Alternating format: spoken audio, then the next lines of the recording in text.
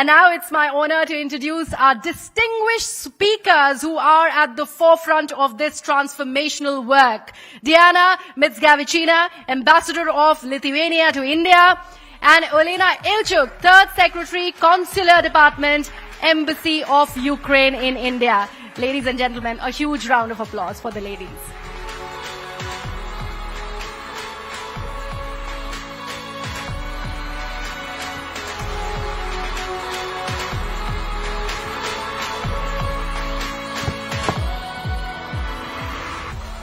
Ambassador Diana, Olena, SheShakti 2025 में आप दोनों का बहुत बहुत स्वागत है. मैंने सुना है आप दोनों की हिंदी बहुत उत्तम है. Ambassador? उत्तम नहीं, थोड़ा सा. Olena? जी, इनविटेशन के लिए बहुत धन्यवाद. हम विश्वविद्यालय से हिंदी सीखे हैं, इसलिए हमें हिंदी भी आती है. आपने पहले ही दिल जीत लिया इस पूरी महफिल का. एम्बेसडर डियाना, सबसे पहले तो ये पूछना चाहूंगी, भारत और लिथुआनिया के बीच में क्या समानताएं हैं? आपने भाषा के बारे में काफी बातें की. हाँ, भाषा के बारे में बोल सकती हूँ. काफी समानताएं हैं. लैंग्वेज, हमारा भाषा, लिथुआनियन भाषा, it is considered that it's the closest living sister language of Sanskrit. ये बहुत प्राचीन लैंग्वेज है और इनमें जो स्ट्रक्चर है, जो ग्रामर है, तो बहुत समानताएं है संस्कृत के पास है. And I think if I can switch to English, because in front of such Absolutely. an audience I'm a little shy to speak my broken Hindi. I have to say that generations of Lithuanians grew up with an idea of being somewhat spiritual relatives of India because of that linguistic connection. And so many people, even in those times when it was impossible to travel or very difficult to travel, you know, this linguistic commonality was an inspiration. Like we have a guy who came to India on motorbike in 1929, imagine, just because he wanted to study that linguistic connection. And you studied in the national capital too over here in Delhi. Yes. For all our audiences. Olena, Bharat और Ukraine के बीच की कुछ समानताएं हमसे share करिए. I would say this is post-colonial experience because Bharat के लोग British के रूल पर काफी बहुत समय बिताए हैं और अभी भी इसका प्रभाव बहुत रहता है.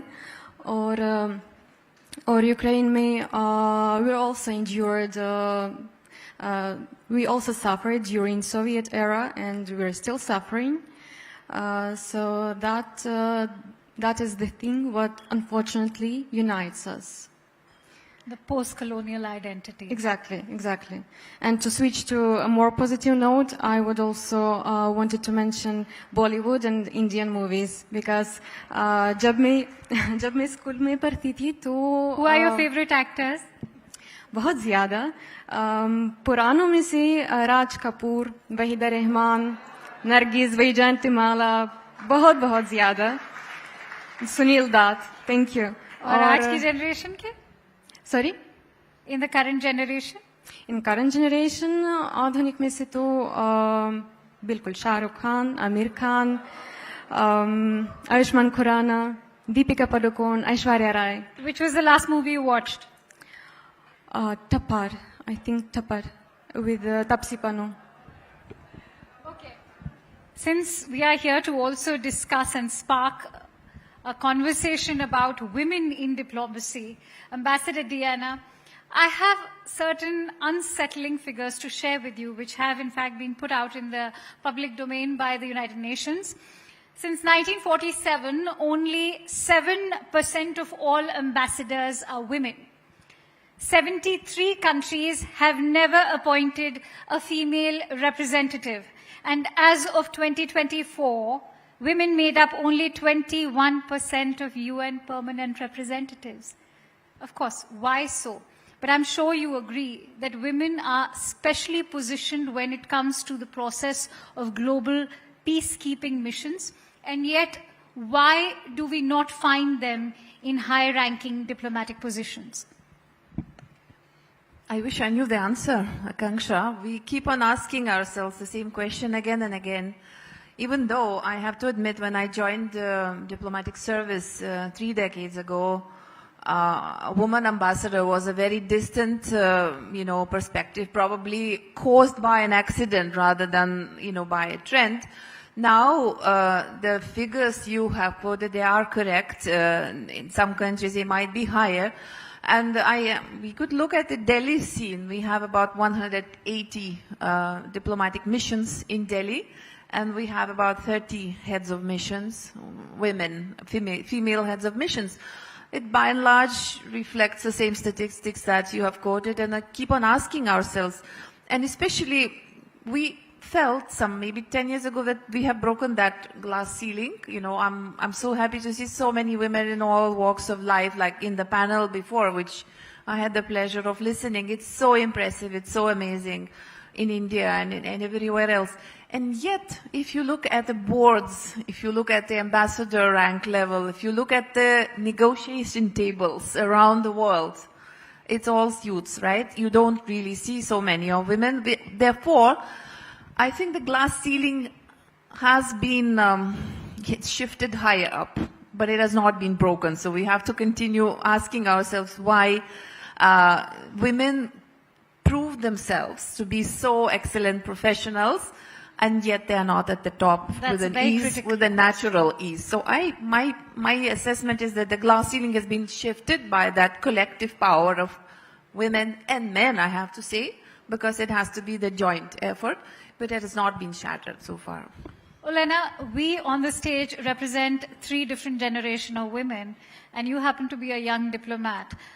Is there any change that you see happening at your end? Well, I'm only starting my professional journey, so I cannot say I faced any particular issues till this moment. But over the past decade, situation significantly improved, and in particular in Ukraine as well as in India, there is women diplomats, women ambassadors, women ministers, and as an example, recently Prime Minister of Ukraine has been appointed, Yulia Sviridenko, who before that she was Minister of Economy. So I wouldn't say it's impossible now to face so-called glass ceiling, but I think this problem can also be not only external, but of inward nature as well. Because many women underestimate themselves, they may feel inferior comparing themselves to their male colleagues. And this problem is acknowledged in the Ministry of Foreign Affairs in Ukraine. We have mentorship programs, and we have a women's diplomatic lab as well. Ambassador, that's a very critical point that she's just now raised. How can we ensure greater representation of women in diplomacy? Is it through greater awareness programs, mentorship, quotas also, as some have suggested, and how to ensure a harassment-free environment for women to function? Well, I think, again, it depends on the context of a country. Harassment is not exactly the main problem. I think the main problem is work and life balance. It's a woman who thinks twice before subjecting her family through a lot of pressure and rush, at least in Europe.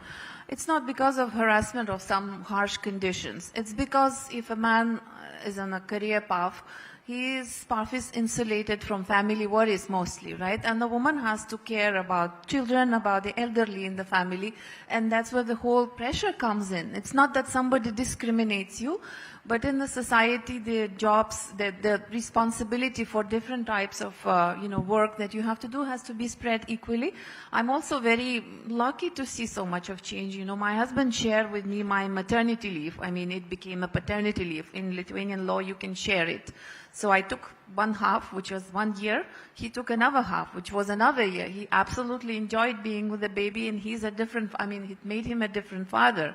So we don't have any questions about sharing, but I don't know if my family is like a standard family. I suspect not yet, but the shift is happening.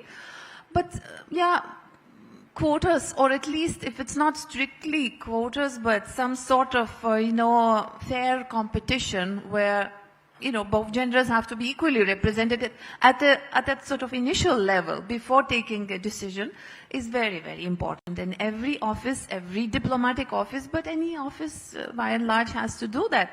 But then the woman thinks twice before assuming responsibility. That's right? heartwarming to hear. And I guess she also thinks twice before, critically evaluating her ability to deliver, because, very often admit if a man fails, it's because, humans do fail. If a woman fails, people say, oh, it's because she was a woman. That's the judgment that society, gives on us. So we have to change that. Olena, your country is going through tremendous hardships. Millions of lives lost, millions, in fact, children and women displaced. What defines the resilience of the women in Ukraine at the moment? Well, many women have fled to other countries to defend their children, to save them from constant shellings. This is extremely difficult nowadays to become an immigrant without planning, because most of those women, they would not leave the country if not the war. It is extremely difficult nowadays, and women who are trying to move on with their usual lives, with working, with handling studies, handling families, children, parents. This is extremely challenging to do in breaks with those challenges. Do you think that the US president has given an upper hand to the Russian president in the ongoing negotiations for a prospective peace deal? Because he says that Russia comes from a position of power which Ukraine is not. He's always compared the two countries and said that Ukraine will have to consider giving land concessions. Your thoughts? While Putin was in Alaska, Ukraine was still bombed. So this is everything you need to know about so-called diplomatic efforts of Russians. More to that, over the past almost 400 years, we have a lot of agreements with Russians which have failed between our nations, because Russians do not stick to what they promise. And now you see the result of those long-time agreements and treaties. If you only scratch the surface of this situation, of this war, it may seem that this is a war over territories, which is also true, but if you dive deeply into this matter, if you research history, you will see that this is actually an existential war. Russians cannot stand the idea of Ukrainian identity, Ukrainian language, Ukrainian mentality, Ukrainians being a different nation and having their own territory. So this is why we not only we defend our territories, we defend people who live on those territories. And this is also very important to mention, that if this conflict will be frozen, this will not be a solution to the problem, because hot war will become silent genocide, as it was in the Soviet era, as it was a long time ago. Think of Holodomor, man-made famine. I'm running short of time. I want to quickly bring in Ambassador Diana on that note. Ambassador Diana, how do you speak to Russian fears, something that's been highlighted by the Russian Foreign Minister Sergei Lavrov, that on the issue of land concessions, what is the guarantee that NATO will not come closer to Russia, and how do you speak to those Russian fears? You just need to ask yourself honestly, why NATO coming to the borders is a threat? Who was the last country who has attacked Russia? And if you study history, it's in fact 1969, and it was China. So there is no way of assuming that, NATO coming to the border would definitely mean the attack on Russia. On the contrary, it's Russia who attacked Moldova in 1992. You have a frozen conflict in Transnistria. Russia has attacked Georgia in 2008. You have a frozen conflict where you have two self-proclaimed but de facto Russian-controlled territories, Abkhazia and South Ossetia. And then you had 2014, where Russia came and grabbed Crimea. Again, you know, self-proclaimed independence and joining Russia. So in fact, the scenario is very opposite. You just need to study history. And in fact, I also want to speak about that, you know, temporary or sort of having to put up with a loss of territory scenario, which was invoked by a few leaders recently. We feel very strongly about this because Baltic states were sacrificed. You know, the Second World War ended, and it was a world war. Even for India, it was a world war because so many Indian soldiers were, you know, fighting without a proper asking even. You know, I'm a student of Indian history, so I'm aware of that. But it didn't end for us because our so-called liberator Soviet Union chased away the Nazis and stayed over. So we were swapped. And what happened? We had 50 years of, you know, we lost 1/5 of our population. We had our children exiled and their identity stolen. Thousands of children never came back. This is what's happening to Ukrainian children. That's why I want to allude to what Prime Minister Modi said, that it's not an era of war and the solution doesn't lie on the battlefield. Olena, is there a message for Prime Minister Modi that you'd like to send? First of all, I wanted to say a huge thank you on behalf of Ukrainian people and express a huge gratitude for humanitarian aid which was provided to Ukraine. And with all my love to India, I would, and people of Ukraine would be very happy to see India moving from neutrality to more clear and more firm stance in this matter. India has to reaffirm its support to Ukrainian sovereignty and territorial integrity. Also, its support and efforts regarding post-war reconstruction and demining would be very much appreciated. And India is definitely a global South leader, and we need more nations on the right side of history. Bahut dhanyavad. I'm running short of time, but I want to end on a resilient note. And so I'd like to inform our audiences today that both Olena and Ambassador Diana are known for their co-recital of Shri Harivansh Rai Bachchan's Agneepath. Let's have it.